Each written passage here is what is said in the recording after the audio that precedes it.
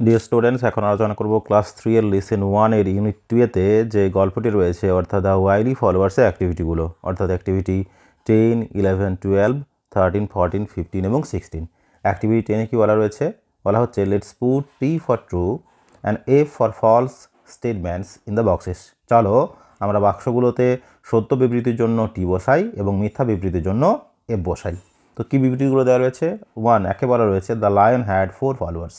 সিংহটির ছিল 4 অনুগামী। এটা ফলস হবে, মিথ্যা হবে, কেননা সিংহের প্রথমত 3 অনুগামী ছিল। ক্যামেল অবশ্য পরে তাদের সঙ্গে যোগদান করেছিল, ক্যামেলও কিন্তু শেষ পর্যন্ত ছিল না, তাকে হত্যা করা হয়েছিল। ফলে সিংহের ছিল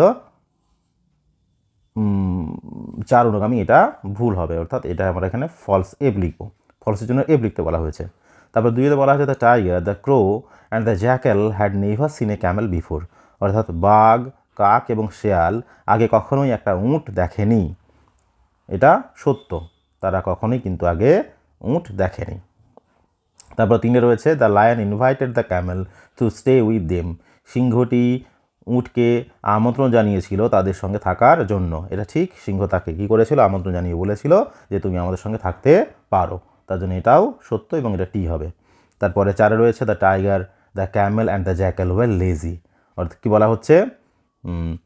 বাঘ, উট এবং শেয়াল ছিল অলস। এটা ভুল হবে, এটা মিথ্যা, কেননা এখানে উটের কথা বলা হয়েছে, উট কিন্তু অলস ছিল না। তাহলে এটা ফলস, এটা মিথ্যা, তার জন্য এফ লিখব। তারপর 5 রয়েছে the hot summer could not make the camel weak. অর্থাৎ উষ্ণ গ্রীষ্মকাল উটটিকে দুর্বল করে তুলতে পারেনি, দুর্বল করতে পারেনি। এটা সত্য, তার জন্য এটা কি করব? আমরা ট্রু লিখব। ট্রু সত্য, টি লিখব। ট্রু এর জন্য টি লিখতে বলা হয়েছে। এই হলো অ্যাক্টিভিটি 10। তো এখন চলো দেখা যাক অ্যাক্টিভিটি 11-এ কী বলা রয়েছে। এখানে বলা হয়েছে let's answer the following questions. চলো নিচের প্রশ্নগুলোর উত্তর করি। তো কোয়েশ্চেন 1 রয়েছে which animal was fat and large. কোন প্রাণীটি, কোন পশুটি ছিল মোটা এবং বৃহৎ? তো এখানে উত্তরটা লক্ষ্য করবে কীভাবে লেখা হচ্ছে। এখানে হুইচ অ্যানিম্যালের জায়গায় উত্তরটি লিখলেই হয়ে যাবে। তাহলে কোন পশুটি ছিল মোটা এবং বৃহৎ? উত্তর হচ্ছে দ্য ক্যামেল। আমরা লিখব হুইচ অ্যানিম্যালের জায়গায় the Camel. The Camel was fat and large. The camel was fat and large. অর্থাৎ উটটি ছিল মোটা এবং বৃহৎ। কোয়েশ্চেন নম্বর 2 রয়েছে which animals went to the lion. কোন পশুগুলো সিংহের কাছে গিয়েছিল? তাহলে কারা সিংহের কাছে গিয়েছিল, কোন পশুগুলো? এখানেও একই রকমভাবে প্রশ্নটা করা আছে এবং উত্তরটা একই রকমভাবে হবে। হুইচ অ্যানিমেলসের জায়গায় অ্যানিমেলগুলোর নাম লিখব। তাহলে কোন কোন অ্যানিমেলগুলো গিয়েছিল? গিয়েছিল দ্য টাইগার, আর গিয়েছিল দ্য জ্যাকেল, আর গিয়েছিল অ্যান্ড দ্য ক্রো। অর্থাৎ কাক, শেয়াল এবং বাঘ। বাঘ, শেয়াল এবং কাক। তারপর লিখব ওয়েন্ট টু দ্য লায়ন। অর্থাৎ the tiger, the jackal and the crow went to the lion. বাঘ, শেয়াল এবং কাক সিংহের কাছে গিয়েছিল। তারপর কোয়েশ্চেন নম্বর 3। কোয়েশ্চেন নম্বর 3 কি বলা রয়েছে why did the lion refuse to eat the crow. Why অর্থাৎ কেন, কেন সিংহটি কাকটিকে খেতে অস্বীকার করেছিল বা প্রত্যাখ্যান করেছিল। তো এখানে লিখব উত্তরটা কীভাবে, দেখো আমরা শুরু করব এইখান থেকে। The lion, the lion refused করব, এখানে রিফিউজড REFUSED পাস্ট ফর্ম করব, ডি দিয়ে প্রশ্ন করা আছে। Refuse to eat the crow. সিংহটি কাকটিকে খেতে অস্বীকার করেছিল কারণ বিকজ মানে কারণ he had served the lion for many years. অর্থাৎ সে সিংহটিকে অনেক বছর ধরে, বহু বছর ধরে সেবা করেছিল। পুরো উত্তরটা হচ্ছে the lion refuse to eat the crow because he had served the lion for many years. সিংহটি কাকটিকে খেতে অস্বীকার করেছিল কারণ সে বহু বছর ধরে সিংহটি সেবা করেছিল। এটা গেল কোয়েশ্চেন 3 এর উত্তর। তারপর রয়েছে কোয়েশ্চেন 4। কোয়েশ্চেন 4 কি বলা রয়েছে, হু পাউন্সড অন দ্য ক্যামেল, কে ঝাঁপিয়ে পড়েছিল উটটির ওপর। এখানে পাউন্স মানে হচ্ছে ঝাঁপিয়ে পড়া, শিকারের উদ্দেশ্যে ঝাঁপিয়ে পড়া। তো কে ঝাঁপিয়ে পড়েছিল, না ঝাঁপিয়ে পড়েছিল the lion and the tiger, সিংহ এবং বাঘ। তো এখানে হু দিয়ে প্রশ্ন করা হচ্ছে, তোমার মনে রাখো হু দিয়ে প্রশ্ন করা হলে সর্বদাই করা যায় এটা হুয়ের পরিবর্তে উত্তরটা লিখে দেওয়া যায়। তো এখানে হুয়ের পরিবর্তে লিখব the lion and the tiger, হুইয়ের পরিবর্তে উত্তরটা লিখলাম। তারপর রয়েছে পাউন্সড, উত্তরে লিখব পাউন্সড অন দ্য ক্যামেল, অর্থাৎ the lion and the tiger pounced on the camel, সিংহ এবং বাঘ উটটির ওপর লাফিয়ে বা ঝাঁপিয়ে পড়েছিল। Question number 5, who were the wily followers, কারা ছিল চতুর অনুগামীরা বা শিষ্যরা। তো কারা ছিল, এখানেও আমরা হুইয়ের পরিবর্তে উত্তরটা লিখতে পারবো।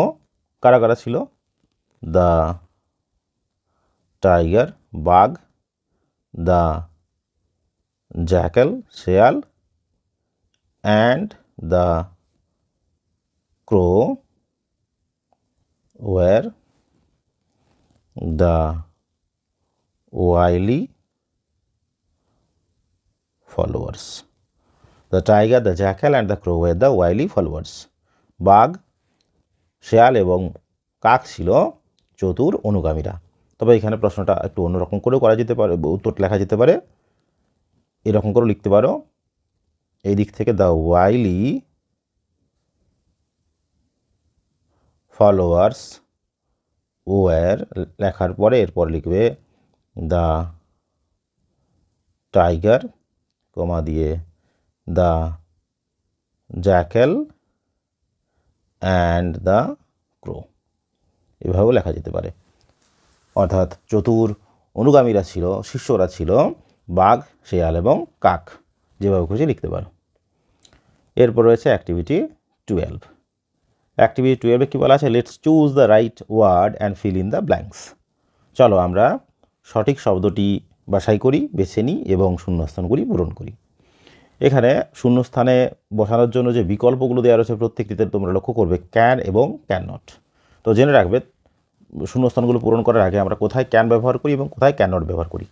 ক্যান ব্যবহার করি যখন আমরা আমাদের সামর্থ্য থাকলে বা সক্ষম হলে, আমরা যদি কোনো কাজ করতে সক্ষম হই বা আমাদের সেই কাজ করার সামর্থ্য থাকে, আমরা সেটা করতে পারি, তখন আমরা ক্যান ব্যবহার করি। আর যদি না পারি, সামর্থ্য না থাকলে বা সক্ষম না হলে, অর্থাৎ কাজটা করতে না পারলে, আমরা ক্যান নট ব্যবহার করি।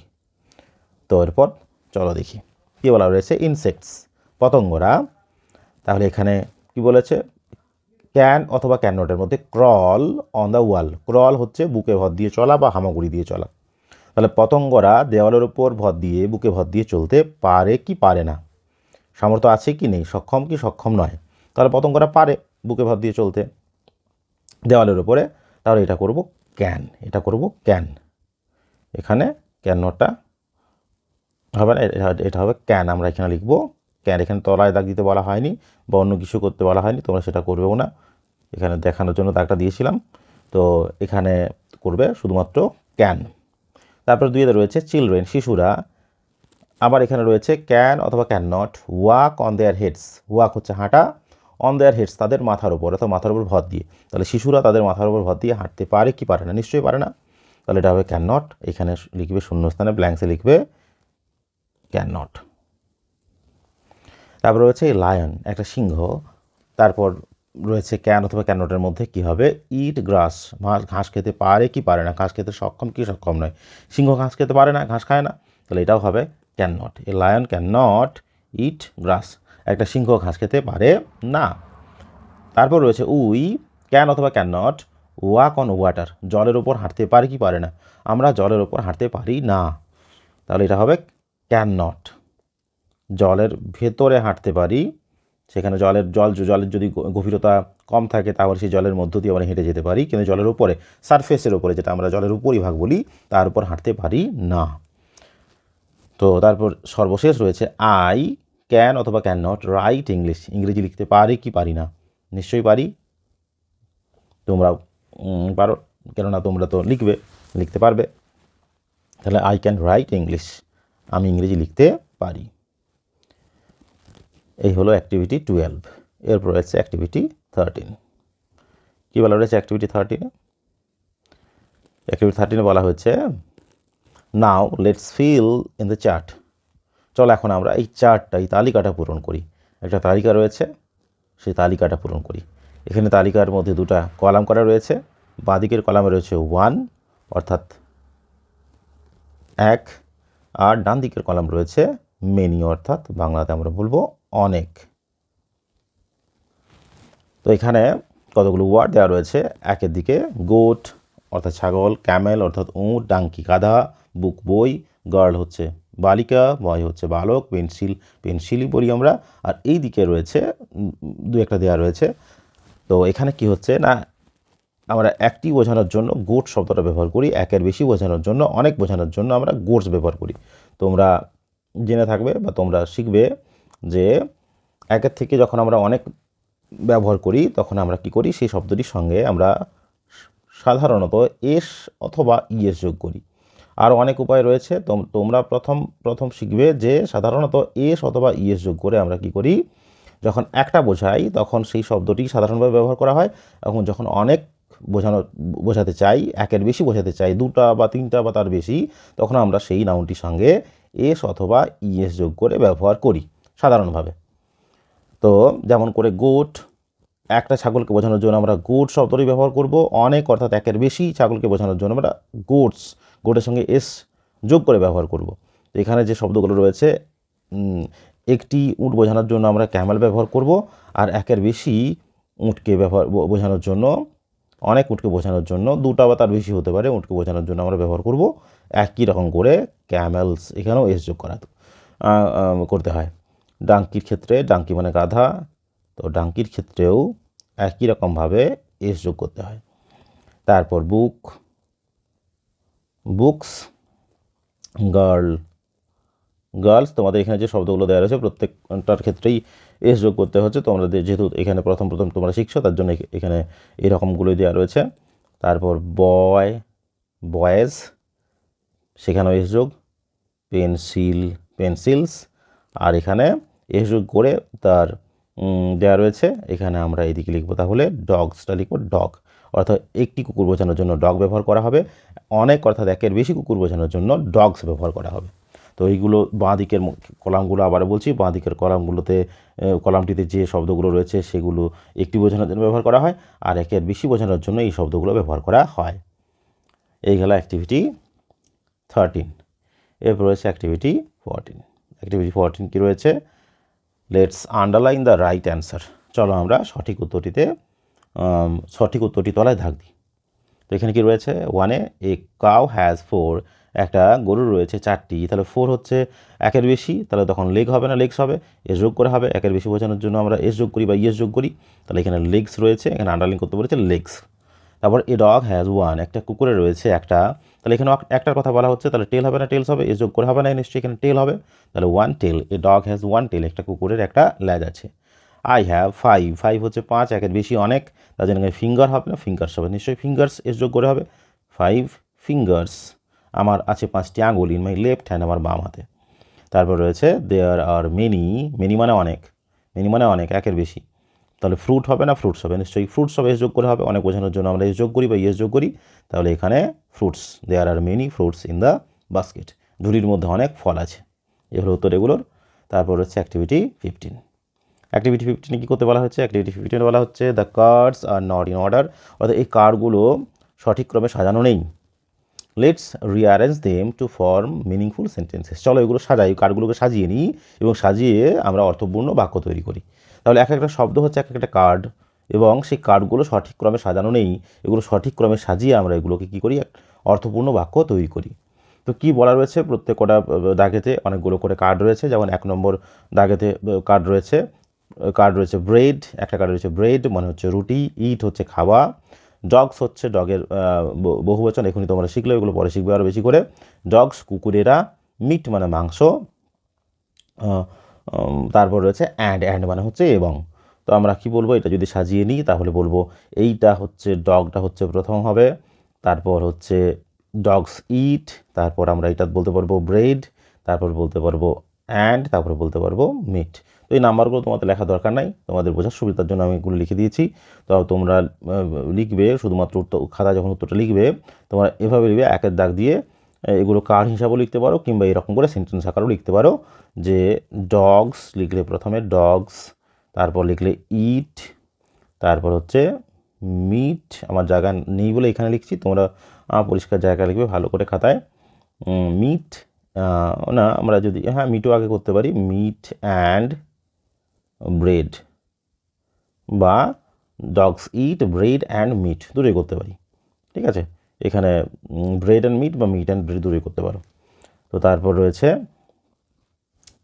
দুইয়েতে কী বলা হয়েছে কার্ডগুলোতে, অ্যানিম্যালস হচ্ছে পশুরা, টাইগার্স হচ্ছে বাঘেরা, ফ্লেশ মানে মাংস, মূলত কাঁচা মাংসটাকে বোঝায়, ইট মানে খাওয়া, আর অফ হচ্ছে একটা প্রিপোজিশন। তো এখানে টাইগার্স আমরা প্রথমে দেব, তারপর দেব ভার্ব ক্রিয়াপদ ইট, তারপর হচ্ছে ফ্লেশ, তারপর হচ্ছে অফ, তারপর হচ্ছে অ্যানিম্যালস। আমরা লিখব টাইগার্স বাঘেরা, ইট খায়, ফ্লেশ মাংস, অফ অ্যানিম্যালস, অর্থাৎ বাঘেরা খায় পশুদের মাংস। এই হলো সেন্টেন্স।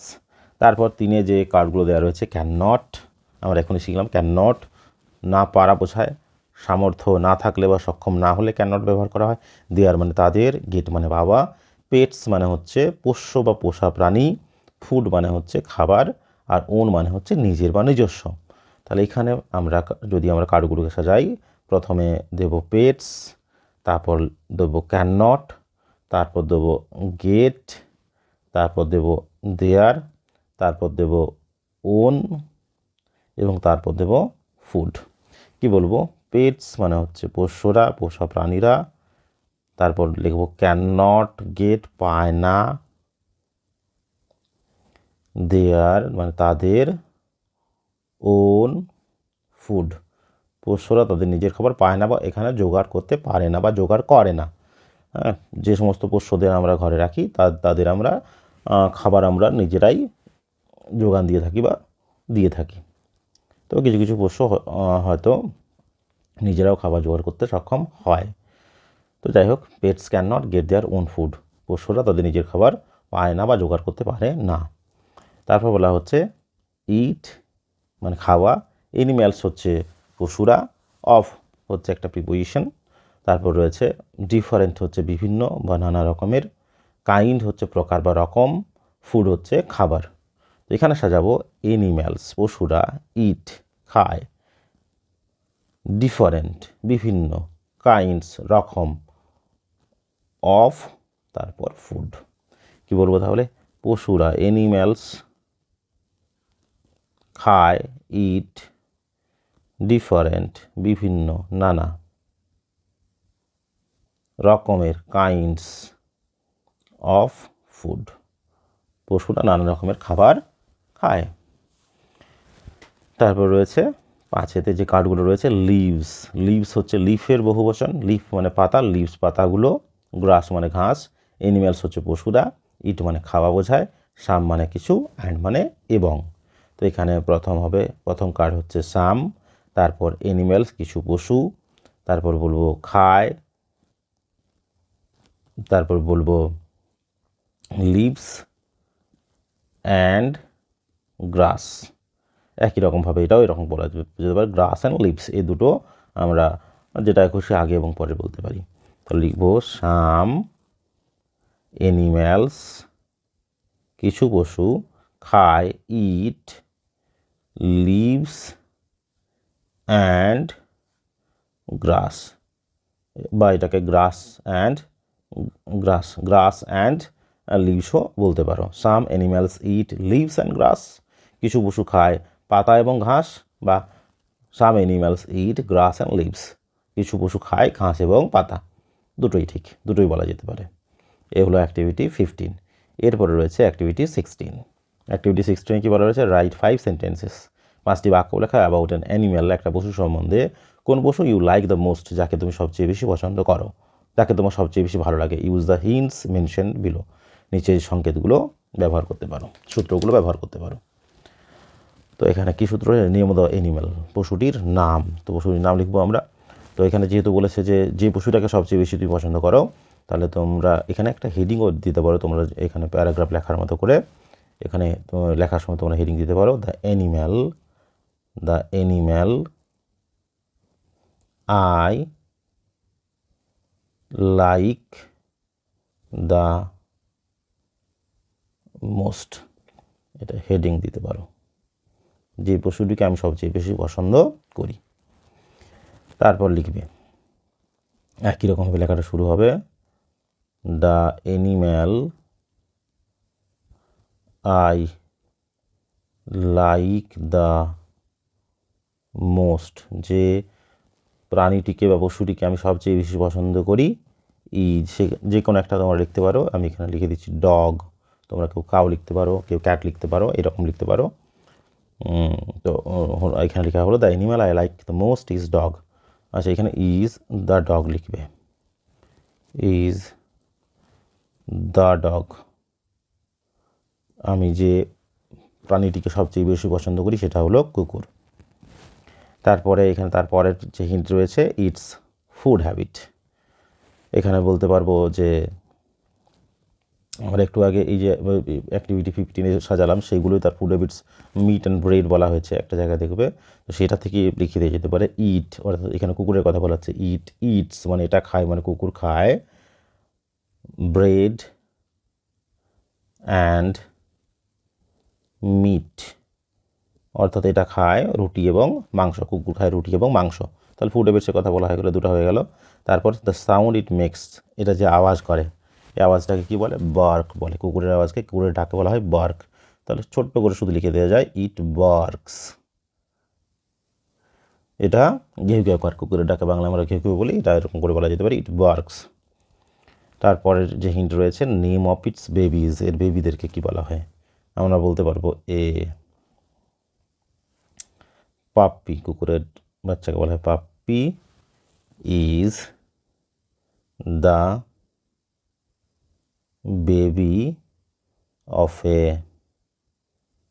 ডগ, অর্থাৎ কুকুরের ছানাকে বলা হয় পাপ্পি। তো বাংলাতে কুকুরের ছানা আলাদা নাম নেই, তার জন্য এখানে পাপ্পি বলতে হচ্ছে। এবং তারপরে হচ্ছে দ্য রিজন ফর লাভিং ইট, এটাকে ভালোবাসার কারণ, এটাকে পছন্দ করার কারণ। তাহলে এটা এরকম করবে বলে, I like it the most, আমি এটাকে সবচেয়ে বেশি পছন্দ করি, মানে কুকুরটাকে, because it is very loyal বা ফেথফুল বলা যায়, কারণ এটা খুব অনুগত বা বিশ্বস্ত। লয়াল মানে হচ্ছে অনুগত বা বিশ্বস্ত।